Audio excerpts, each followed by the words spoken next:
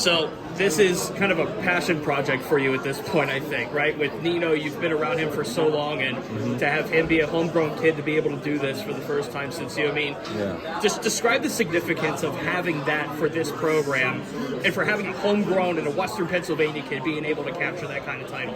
Yeah, I just think it's a unique thing that we could provide here is that, this is a very good wrestling area, and a lot of these kids grow up, through the ranks in this area, and so you can come to be a hometown hero, kind of like Nino, and it's pretty unique. There's not a whole lot of places that you can do that in wrestling throughout the country.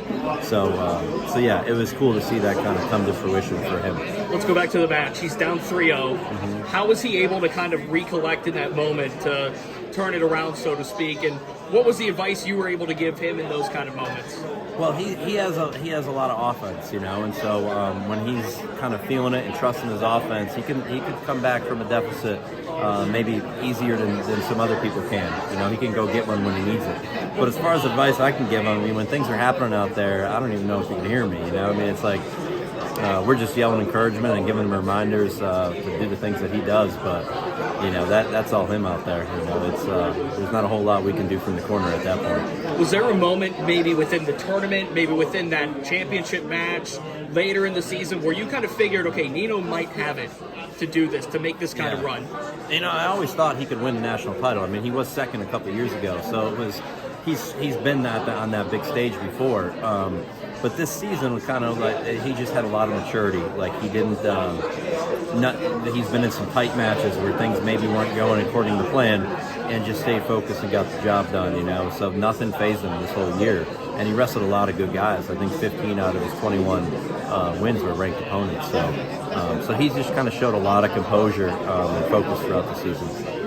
That you talked about that 2021 where he came in second. How much has he grown, not just as a wrestler? Obviously, he's gotten bigger. He's wrestling at 197, but as far as mentals are concerned, as far as being smarter and more sound on the mat, what has been the biggest difference in those couple of years?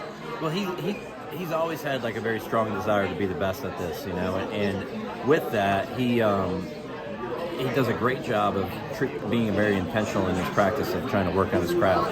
So every year he's gotten a little bit better. Even that year where, last season where he had some disappointing losses, he was a better wrestler. It's just, I think maybe putting too much into the wins and losses. Where this year he was a very good wrestler, but also had that mentality of like he's just going to go out there and wrestle his best. Whatever happens, trusting that his best is good enough. So I think that was the difference this year. Throughout the tournament, I know he had a major decision win. He had the decision wins, obviously. Was there a point in the tournament where you saw him start to pick up some steam? Right from the get-go. Obviously, your opponents get tougher as you go. But he was very focused. His body language was great. You could tell he was locked in. That quarterfinal match was the kid from Nebraska that he beat. That kid was the real deal. He was a very good competitor, a Big Ten champion. And so when he beat that guy, it's like, all right, he's sitting pretty right now. He talked about his future and how he wants to stay involved in wrestling. I know he wants to take a little bit of a break too. That's for sure. But is there any option on the table for him to remain with this program to help out? How do you think he could be a service to this program down the road? Well, he still wants to compete too, and make a run at the World Championships and Olympics, and so we'll support him through that. We do that through the Pittsburgh Wrestling Club, and he'll be a member of our regional training center, where he's pursuing those goals and also training with the current guys on our team.